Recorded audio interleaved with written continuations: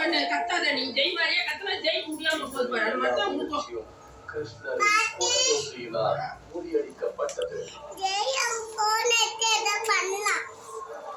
நான் வந்து இந்த வீடியோ தான் எடுக்கிறேன். கத்தாத சார் எட்டனா கிருஷ்ண பாத்துட்டாங்க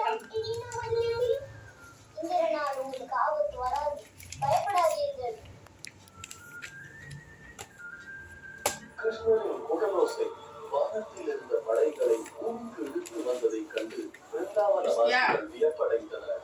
ஜெயமா விசாக சுச்சியா இப்படி எடுத்து மணி ஆயிடுச்சுடா.